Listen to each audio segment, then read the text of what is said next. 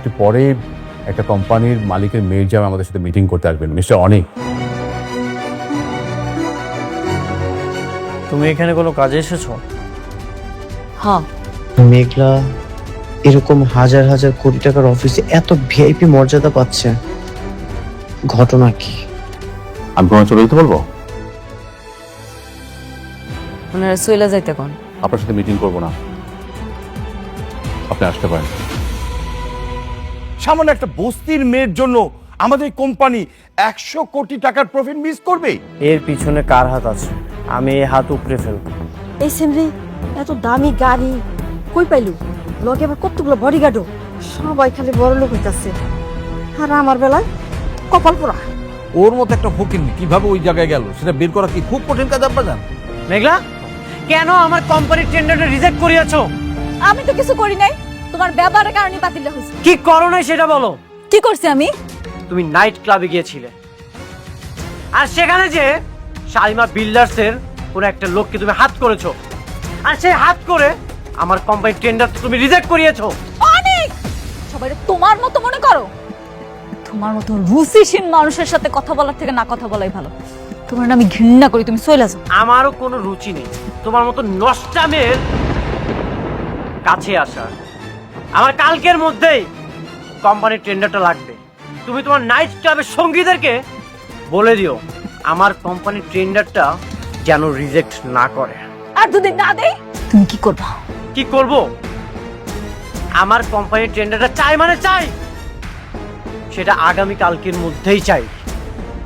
তুমি আমাকে ধ্বংস করবে আর সেটা আমি নিজ চোখে দেখব, সেটা কখনোই সম্ভব না।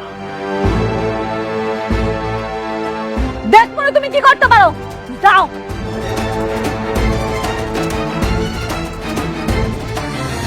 আবার কোন ঝামেলা করলি রে মা? তুমি এসব বুঝবা না, তুমি যাও মা। তোর বিয়ার পর থেকে তো একটার পর একটা ঝামেলা লাগেই আছে, আর নতুন করে ঝামেলা বাড়াইস না। ঝামেলা বাড়ানোর কিছু নাই, খেলা শুরু হয়ে গেছে আম্মা। আর এই খেলায় তোমার মাইয়া অংশগ্রহণ করছে। যতক্ষণ এই খেলা চলবো ততক্ষণ তো খেলতেই হইব। এর শেষটা আমিও দেখতে চাই কি হয়। তোর কথার তো মাথা মুন্ড আমি কিছুই বুঝতেছি না। তুমি বুঝবা না, লো ঘরাইও।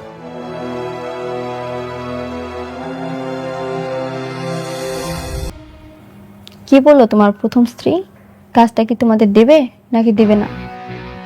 কাজ না দিয়ে কোথায় যাবে? আমার কাজ আমি ঠিকই আদায় করি। দেখো, কাজ আদায় করতে গিয়ে আবার ভালোবেসে ফেলো না। কিসের ভালোবাসা? ও আমার সাথে প্রতিশোধ নিচ্ছে, আমি কোনোভাবে ওর কাছে হার মানব না। তুমি কিন্তু আমাকে কথা দিয়েছো, তুমি ওকে পুরোপুরি ছেড়ে দিয়ে বাকিটা জীবন আমাকে নিয়ে কাটাবে। আজ আমি তোমাকে আবারও বললাম, আমি তোমাকেই ভালোবাসি, আমি তোমার সাথে থাকবো।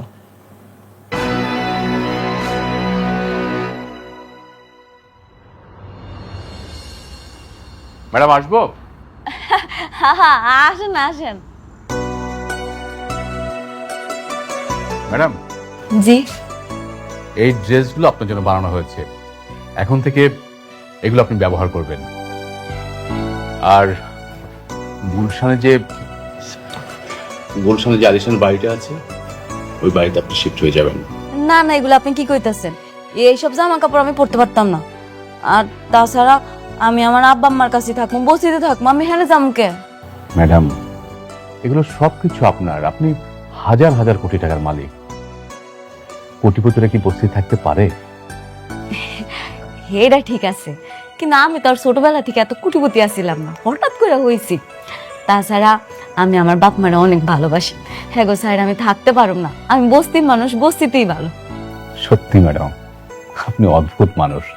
আপনার জায়গায় যদি অন্য কেউ হতো তাহলে কত কিছু করতো। আপনি কোটি কোটি টাকার মালিক হয়েও বস্তির মায়া ছাড়তে পারছেন না, আপনি অসাধারণ।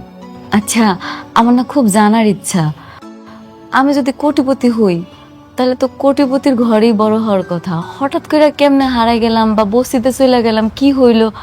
আপনি যদি জানেন তাহলে ঘটনা একটু কন না।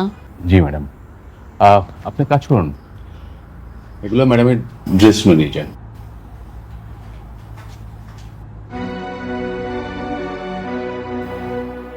ম্যাডাম, আপনার যখন 1 বছর বয়স, তখন আপনার মা আপনাকে নিয়ে একটা শপিং মলে গিয়েছিলেন শপিং করার জন্য। আপনার মা শপিংয়ে এত ব্যস্ত ছিলেন যে একজন লোক আপনাকে সেখান থেকে চুরি করে নিয়ে যায়। পরবর্তীতে আমরা সেই শপিং মলের সিসি ক্যামেরা দেখে চোরের দেখা পাই ঠিকই, কিন্তু চোরের সন্ধান পাই না। আপনার বাবা অনেক খোঁজাখুঁজি করেছে, কিন্তু কোথাও সে চোরের সন্ধান মেলেনি। এই তো কিছুদিন আগে আমরা সেই চোরের সন্ধান পেয়েছি। তার মাধ্যমে জানতে পারি যে সেই চোর পুলিশের ভয়ে আপনাকে বস্তির পাশে একটা ডাস্টবিনে রেখে যায়। সেখান থেকে আপনার বর্তমান বাবা মা আপনাকে তুলে নিয়ে মানুষ করে। আসলে হেরা যদি আমার মানুষ না করতো, না জানি আমার কি হতো।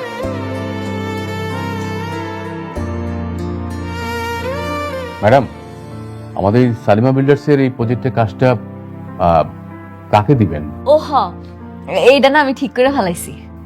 ঠিক করে রেখেছেন? কাকে? কেমনে জামনে কই, ওই যে প্রথম দিন আমি আইলাম না, আমার পরে একটা লোকে আমার অপমান করলো। স্যার আমি ওকে চিনি, বস্তিতে থাকে স্যার, ও একটা ফকির নেই। এটা কি আপনার অফিস? হ্যাঁ হ্যাঁ ম্যাডাম। আমি ঠিক করছি আমগো হাউজিং সোসাইটির প্রজেক্টটা ওই লোকটারই দিন। কি বলেন ম্যাডাম? তো বেয়াদব একটা ছেলে। আমি তো চিন্তা ভাবনা করেছি যে আমি ওকে এমন শিক্ষা দেবো যে ও কোথাও যেন কাজ না করতে পারে। না না, কাজটা আপনি দেন। এখানে অনেক ঘটনা আছে, আমি আপনার পরে সব খুইলা কম।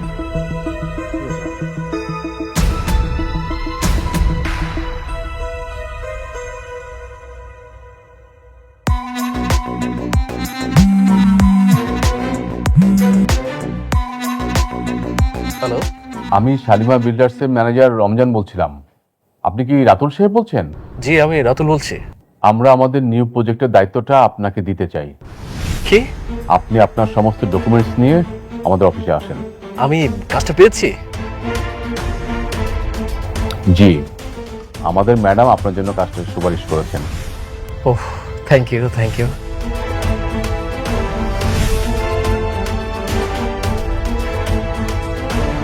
কি হয়েছে স্যার, আপনি তো খুশি কেন? 100 কোটি টাকা শালিমা বিল্ডার্সের কাজটা আমি পেয়ে যাচ্ছি।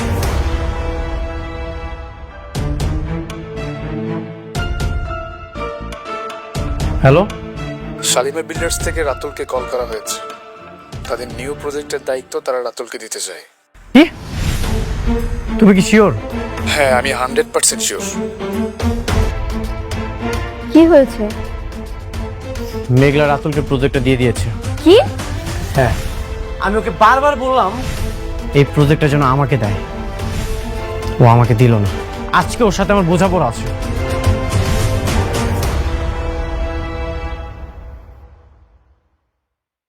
আমি ভিতরে যাব। আর এত বড় সাহস আমার কোম্পানির টেন্ডার রিজেক্ট করে?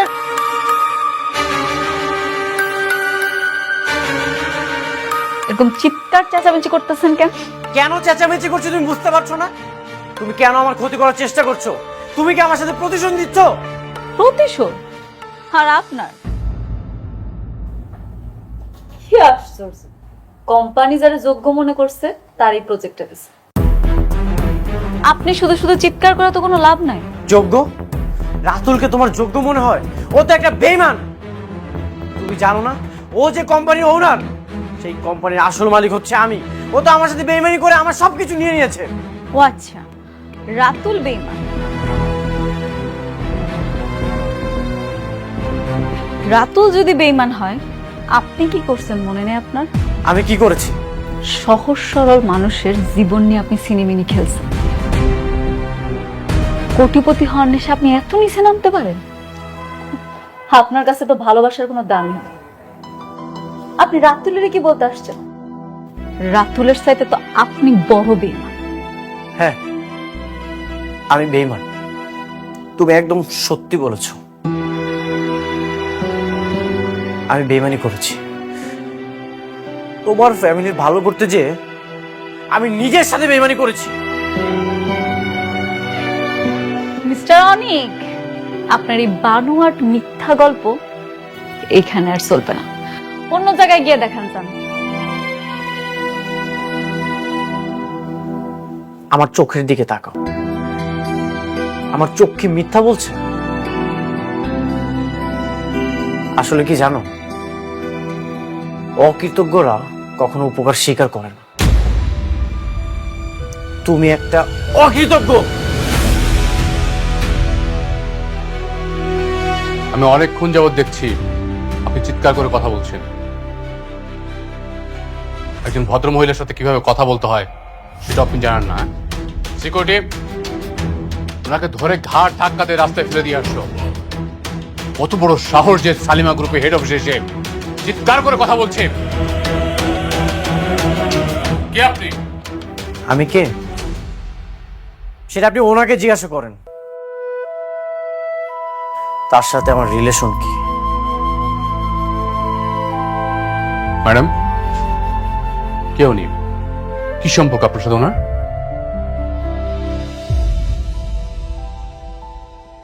সম্পর্ক আছে,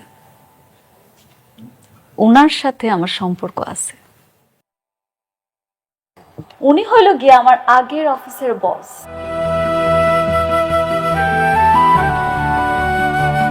আর আমি ওনার অফিসের সামান্য একটা কাজের বুয়া। ঠিক বলছি না মিস্টার অনিক সাহেব?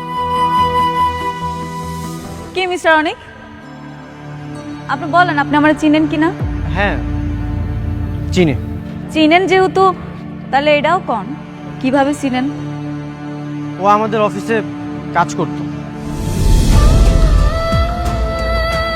গেল কথা বলছেন না কেন? হ্যাঁ, আপনি উত্তর পেয়ে গেছেন না? গতকালকে আপনি খারাপ ব্যবহারের জন্য এই কাজটি হারিয়েছেন। যান, বেরিয়ে যান এখান থেকে, যান।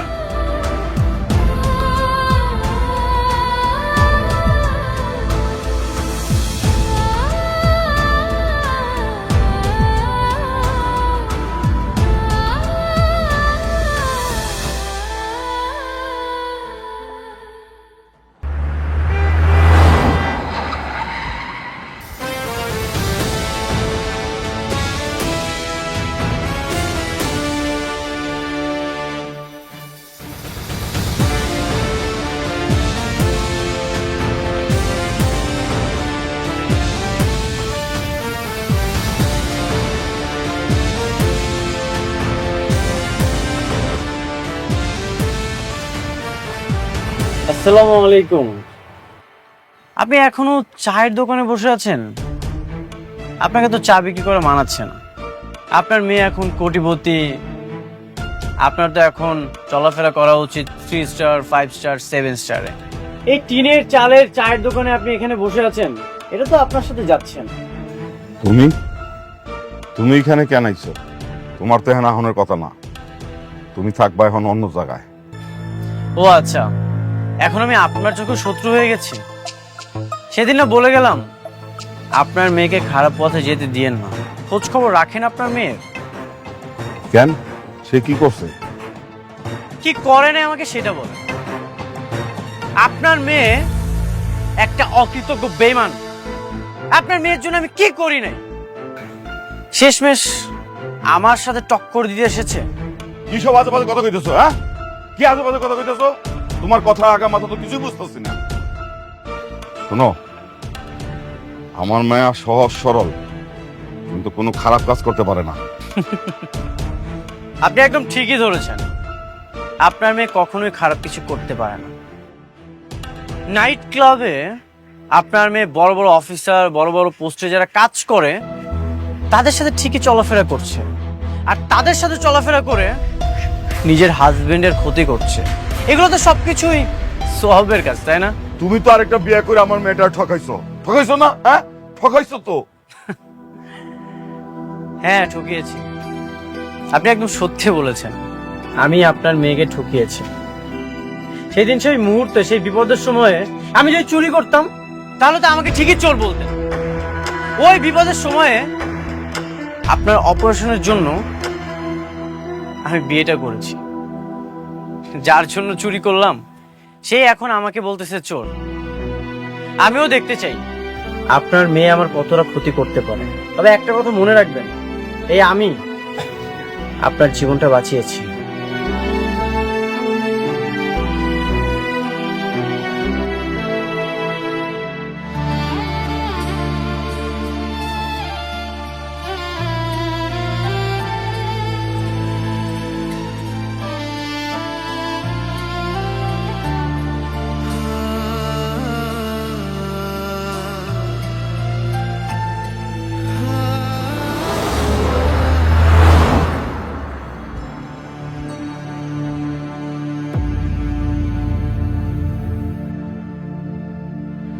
স্যার আপনারা যে আমাকে এই কাজটি দিবেন আমি এটা কল্পনাও করতে পারিনি।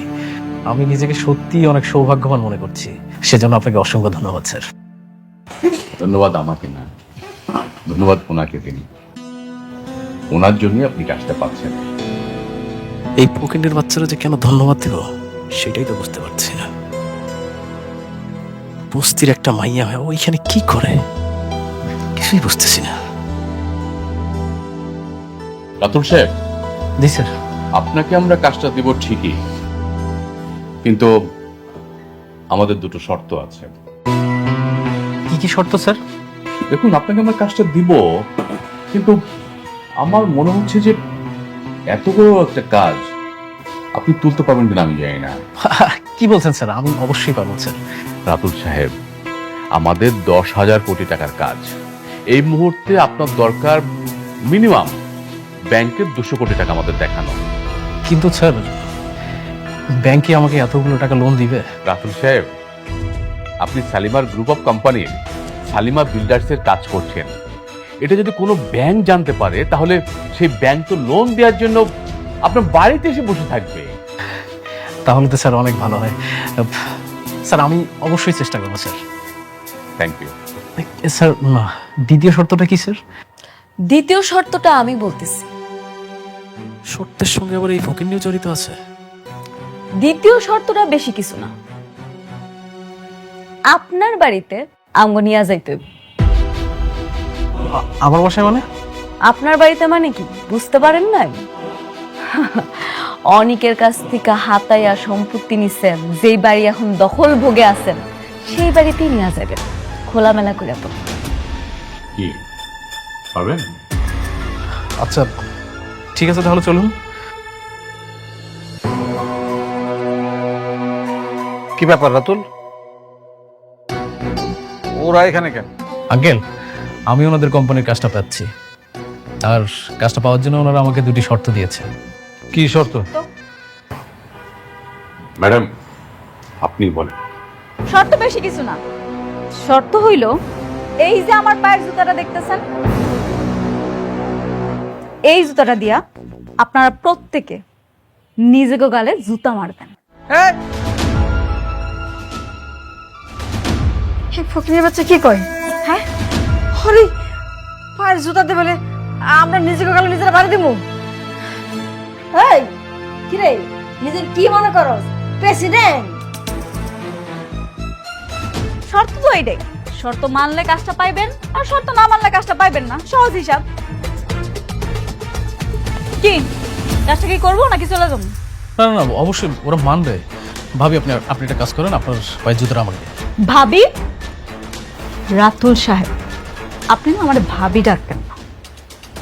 আচ্ছা ঠিক আছে, সরি। আপনার পায়ের জুতোটা দিন।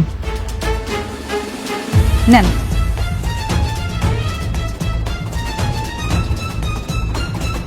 নিন। এটা দিয়ে আপনারা প্রত্যেকে এই জুতাটা দিয়ে এক এক করে নিজেদের গালে মারান। নিন। আরে রাতুল, তুমি কি পাগল হয়ে গেছো নাকি? এই কাজ আমাদের দরকার নাই, না করে দাও তাদের। মারবো না আমরা। ম্যাডাম, আমরা বোধহয় জুতোটা মারবেন না, চলো আমরা চলে যাই। সেটাই, এখানে সময় নষ্ট করে কোনো লাভ নাই। রাতুল সাহেব আমার জুতাটা দিয়ে দেন। হ, যাও যাও, না গেলে ঘাট ধাক্কা দিয়ে বাইর করে দিব। আমগো কাম কাজে দরকার নাই। এই চুপেন, আপনি একটা কথা বলবেন না, একদম চুপ করে থাকেন। যেটা করতে বলছি সেটা করুন। নেন। কেন আপনি জানেন না এই প্রজেক্টটা হলে আমাদের কত লাভ হবে? কথা শুনিস না কেন? কথা শোন, যেটা করতে বলছি সেটা কর। আর যদি না কথা শুনিস তাহলে কিন্তু এই বাসা থেকে ঘাট ধাক্কা দিয়ে সব করে যাবে।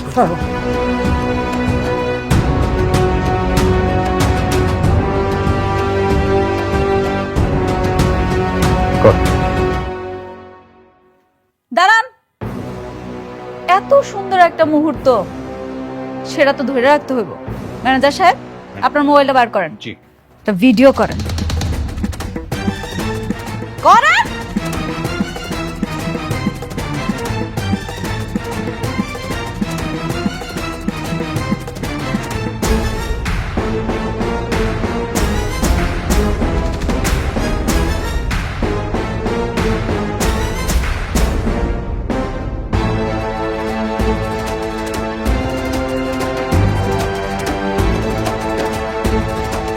দাঁড়ান দাঁড়ান, সবাই মারলো, আপনি বাকি যাইবেন কেন? আপনিও মারেন। কি হলো, তো ভাবতেছেন কি? মারেন। ম্যাডাম, এটাও কি ভিডিও করবো? হ্যাঁ, করেন।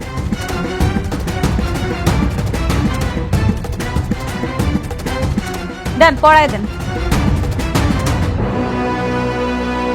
এবার কি তাহলে আমি কাজটা পাচ্ছি? রাতুল সাহেব, আপনি ব্যাংকের লোন নিয়ে অ্যামাউন্টটা দেখান, তাহলে কাজটা আপনি পেয়ে যাবেন। আচ্ছা, কোনো সমস্যা নেই, আমি আজকের মধ্যেই ব্যাংকে চলে যাবো। Thank you madam. তো চলো না যাই।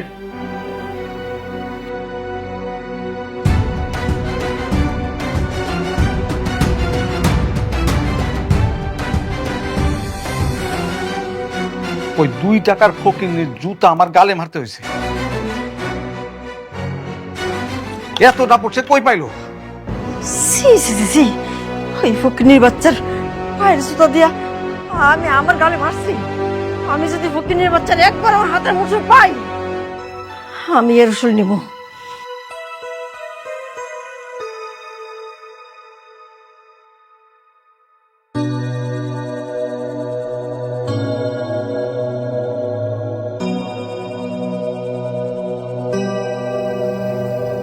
কি ভাবছো তো? মেঘলা আমার এত বড় ক্ষতি কেন করলো? কেন এমনটা করলি? যে মেয়ে তোমার এত বড় ক্ষতি করেছে, তাকে কেন এখনো ডিভোর্স দিচ্ছ না? আমিও সেটাই ভাবছি। আমার শত্রুকে কাজ দিয়ে যে আমার কোম্পানির সুনাম নষ্ট করেছে, আমার এত বড় ক্ষতি করেছে, তার সাথে আমি আর কোনো সম্পর্ক রাখতে চাই না। হ্যাঁ, তাই করো। ডিভোর্স পেপার রেডি করে তার মুখে ছুঁড়ে মারো।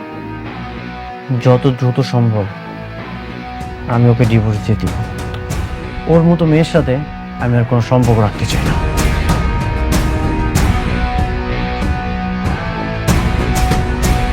আপনাকে লোন দিতে আমাদের কোনো প্রবলেম নেই, যেহেতু আপনি শালিমা গ্রুপের সঙ্গে কাজ করছেন।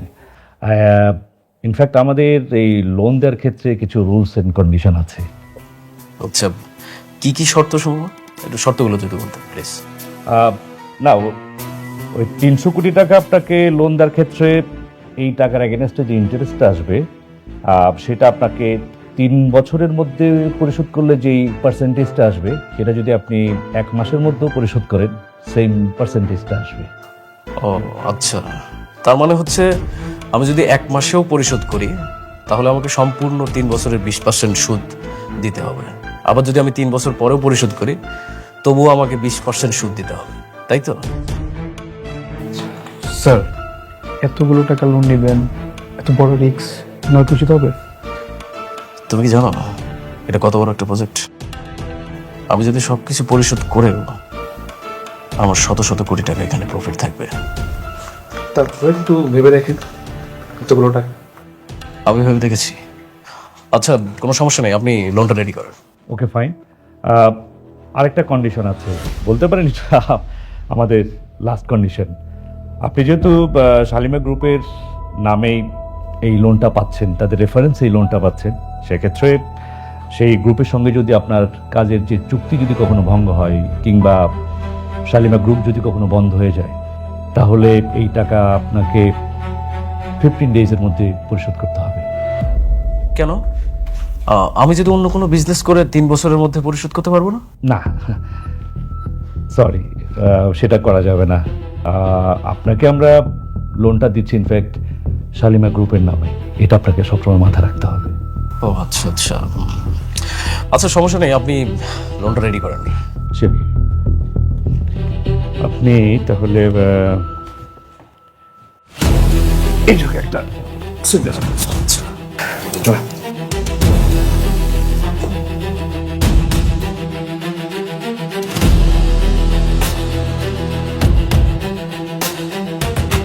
ঠিক আছে, বাকি কাজ আমি টাইম টু টাইম আপনাকে জানিয়ে দেব। Okay, thank you. Thank you.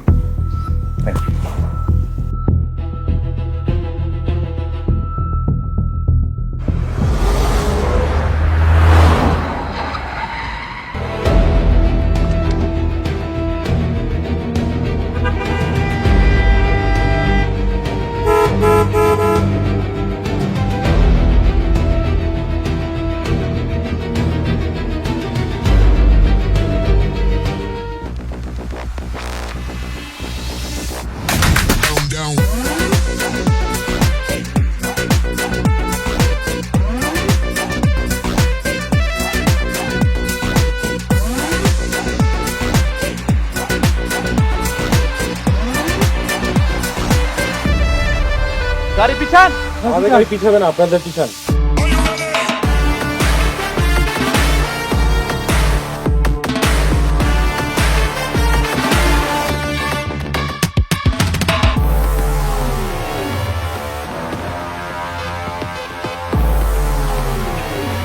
আমি কোনো ঝামেলা চাই না।